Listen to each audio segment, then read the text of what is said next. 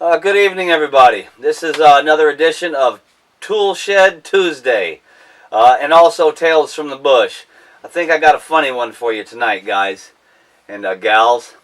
Okay, so this took place about 5 years ago. I'm off-grid in Alaska here, and to get back to my cabin, there is an established trail about 600-700 yards away from my front door here.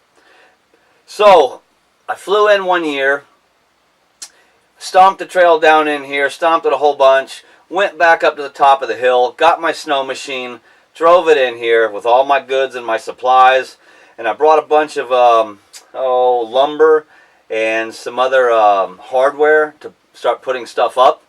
Now, like I said, this was years ago, so I barely had anything here. So any improvement I made to this cabin was a win. It was better than what I had.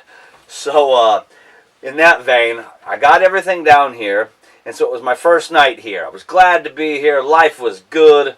Oh, I'm just all full of myself, right? So I get settled in, and once I had all my food put in and my blew up the bed, I've got an air mattress upstairs. So once I got all that taken care of, I started doing chores around the property, around the house. Started hanging stuff up. You know that bubble foil? Well, I started bubble foiling underneath the bottom of the cabin and just doing chores, getting stuff done, knocking stuff out, hanging stuff up.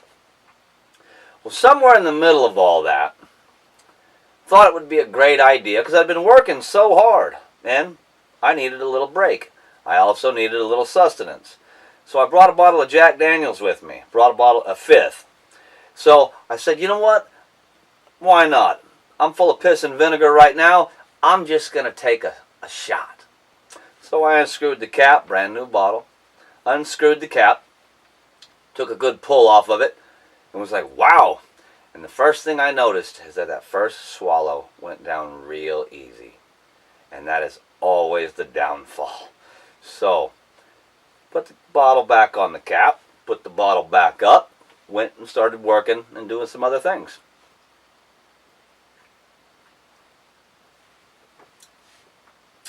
About 20 minutes later, I thought it'd be a good idea. Hey, that first shot started kicking in.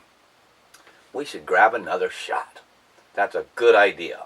Especially when you're working with tools and hammers and nails and nail guns and everything else. It's always a good idea. So I took another good pull. It went down just as smooth as the first one. So I go back to working. Now I don't know how long I was working until I took another pull. And then I went back and started working and took another pull. So you see where this is going. So every time I took another pull, boy, I was just Energizer Bunny, full of piss and vinegar. Man, let's get some stuff done. I literally had like 50 or 60 projects lined up. Stuff I needed to hang up and the whole deal. So I guess somewhere around, I'm just going to guess, 11, 12 o'clock at night. I'm pretty lit by this point. But of course I didn't think so. I was still in the process of working hard, congratulating myself for all my hard work. I took another good pull. Right around that time, I looked at my front door. And this cabin is an old cabin. I didn't build it, I inherited it, and I've just kind of made some improvements along the way. So I looked at my front door, and I could see light out of 3 sides of it. Now, it was a real bright light. There was a real big moon that night. And I could see the moon through the cracks in the door. Well, right around that time, wasn't even thinking. Of course not. I drank half a bottle, 3/4 of a bottle of Jack Daniels. Because I deserved it. I was working hard. So I saw those cracks in the door and I said, you know what? I know exactly what I can do to fix that. I have it here with me. Let me show you what I did, gentlemen.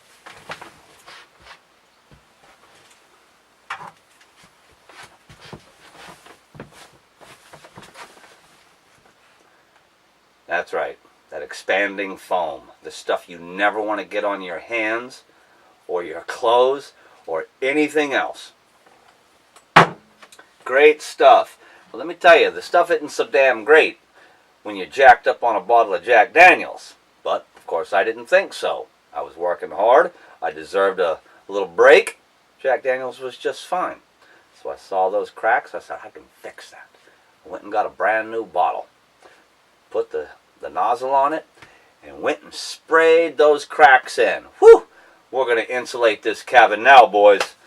Because every time you go to the front door, it just bleeds air in real bad because of my fireplace. Fireplace is pulling air in. It's coming from that front door. So, boy, I filled them in good, guys. I mean, I had it.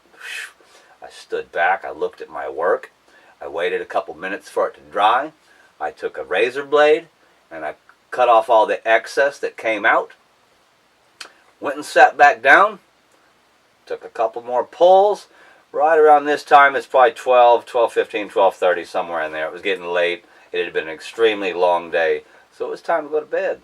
Well, I crawled up in the loft, went to bed. Now, the night goes through.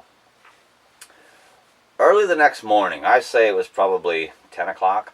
Now, that's not early by any stretch of the imagination, but I got woke up, and when I woke up, I had a powerful hangover. I mean, I hadn't had one of those in years, okay? What woke me up was a neighbor of mine who lives 3.5 miles from here was coming down and check on me because he also needed me to go help him do something. He wanted to make sure I got in.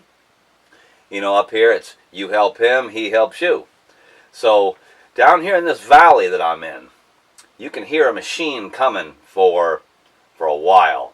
I know when somebody's coming down my trail. I can just hear it echoing off the in the canyon here. Not a canyon, really. So I hear somebody coming, and it woke me up. And I was like, what the hell is that? And then I listened, and I listened, and I said, that's a snow machine. I bet that's Mike. So Mike pulls up, gets off his snow machine, turns it off, and he starts walking up to the front door. Right around that time, I'm trying to get my stuff together, guys. Now, remember that powerful hangover I was telling you about. So I come scrambling down, I threw some clothes on, came scrambling down the stairs, and I went to open up the front door. Well, we got a problem, gentlemen. All those cracks that I was filling in, it bonded that door to the door frame, the door jamb. Every crack I saw, it was a solid mass. Now, I've got a big window in my front door, which, by the way, came out of a Brinks security truck. So it's 2 inches of bulletproof glass. And so my neighbor's on the other side of the door looking at me. I'm on this side of the door looking at him.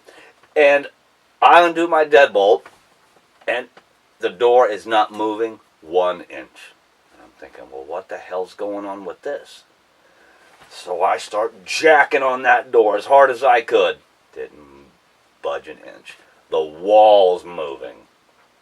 And I'm thinking, oh, shucks. Right around that time, it started dawning on me that all those cracks that I filled in just welded my door to the door jamb, and I had all of them. Now, of course, my neighbor doesn't know really what's going on. He's kind of sitting there looking at me going like, hey, idiot, open your door. Why are you beating on your door? What's going on in there? He's looking through the window at me. And so it got to the point where I'm rearing back, just kicking on that door. It's like, boom, put my shoulder into it. Now, I don't have much ass to begin with, but I was popping that door hard, and it wasn't moving an inch. And it dawned on me, like I said, oh, crap. And this neighbor, whom I respect very much and has helped me out since the first day I got out here, is just looking at me going like, I don't know if this guy's the smartest, tool in the shed. He's not the sharpest one at all. What the hell have you done? So I motioned at him. I yelled at him. I said, look, go over to the side. I got a window back over here. So he goes walking on the side. And it was about the longest 22-foot walk I've ever had. Because I was thinking, when I open up the window to talk to this guy, what the hell am I going to tell him? Well, so I go walking over to the window, I open it up, and I say, Mike, well, I spray foamed the door. I can't get out. So he says, okay, Chichaco, and that's what he used to call me, Chichaco. Says, do you have any type of a knife or a blade? I said, yeah, I do. So I came in here to the tool shop, and I found a couple blades. Threw one out the window to him. So he was on the outside, sawing that foam. I'm on the inside, sawing that foam.